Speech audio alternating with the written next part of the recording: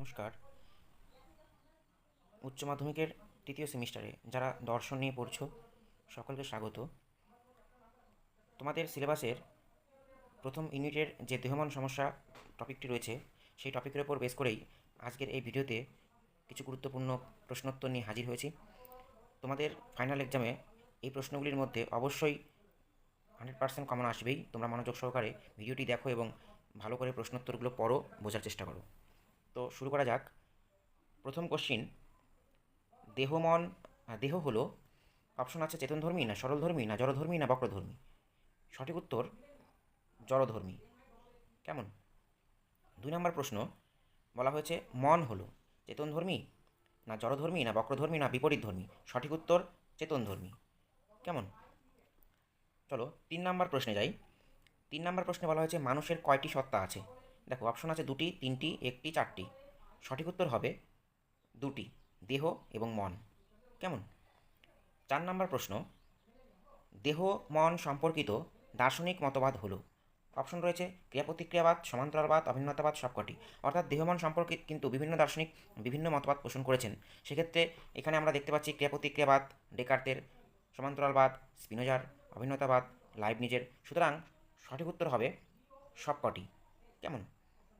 5 নম্বর প্রশ্ন দেখো, the passions of the soul গ্রন্থটি কার লেখা? খুব ইম্পর্টেন্ট কোশ্চিন। সঠিক উত্তর ডেকার্ত হবে। অপশন দেওয়া আছে ডেকার্ত, স্পিনোজা, লাইবনিজ, লক। সঠিক উত্তর ডেকার্ত। কেমন? পরের প্রশ্ন 6 নম্বরে বলা হয়েছে দেহমন সম্পর্কিত ডেকার্তের মতবাদটি হলো। অর্থাৎ বিভিন্ন দার্শনিক দেহমন সম্পর্কে বিভিন্ন মতবাদ দিয়েছেন। সেক্ষেত্রে ডেকার্তের যে মতবাদ দেহমন সম্পর্কিত সেটি কোনটি? অপশন আছে সমান্তরালবাদ, ক্রিয়া প্রতিক্রিয়াবাদ, অভিন্নতাবাদ, কোনোটি নয়। সঠিক উত্তর হবে ক্রিয়া প্রতিক্রিয়াবাদ। মনে রাখবে ক্রিয়া প্রতিক্রিয়াবাদের অপর নাম মিথস্ক্রিয়াবাদ বা দ্বৈতবাদ। কেমন? পরের প্রশ্ন, দেহ মন সম্পর্কিত স্পিনোজার মতবাদটি হলো। স্পিনোজার মতবাদ এখানে অপশন আছে ক্রিয়া প্রতিক্রিয়াবাদ না সমান্তরালবাদ না অভিন্নতাবাদ না কোনোটিই নয়। দেখো ডেকার্তের কিন্তু আমরা পড়লাম ক্রিয়া প্রতিক্রিয়াবাদ, যারা অপর নাম ওখানে আমি আলোচনা করলাম মিথস্ক্রিয়াবাদ বা দ্বৈতবাদ। আর এখানে স্পিনোজার বলেছে, স্পিনোজার কিন্তু অবশ্যই সঠিক উত্তর হবে সমান্তরালবাদ। এবং এই সমান্তরালবাদের অপর নাম দ্বিভঙ্গিবাদ বা অদ্বৈতবাদ বা দ্বিপার্শ্ববাদও বলা হয়। এখান থেকে শর্ট কোশ্চিন হয়, সেই জন্য এগুলো পরপর আমি দিয়ে দিয়েছি। ভালো করে তোমরা পড়বে এবং খাতায় লিখে নেওয়ার চেষ্টা করবে। কেমন? চলো পরের প্রশ্নে যাই। 8 নম্বর প্রশ্নে বলা হয়েছে দেহমন সম্পর্কিত লাইবনিজের মতবাদটি হলো। এখানেও 4টি অপশন রয়েছে, সেখানে কিন্তু সঠিক উত্তর হবে অভিন্নতাবাদ, লাইবনিজের অভিন্নতাবাদ।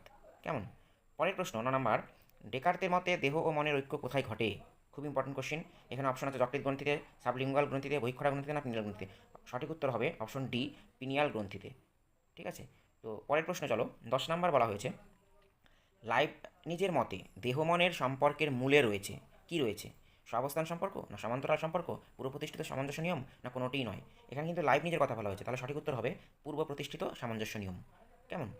পরের প্রশ্ন 11 নম্বর বলেছে দেহ মনের সম্বন্ধের ব্যাখ্যার জন্য লাইবনিজ কোন রূপকের সাহায্য নিয়েছেন? অপশন বলেছে যন্ত্রযন্ত্রীর, জাহাজের পাইলটের, চালক চালিতের না দুটি একই সময় নির্দেশ করা ঘড়ির। দেখো বিভিন্ন দার্শনিক কিন্তু এই দেহমন সম্বন্ধ ব্যাখ্যার জন্য বিভিন্ন রূপক বা উদাহরণের সাহায্য নিয়েছেন। এখানে সঠিক উত্তর হবে অপশন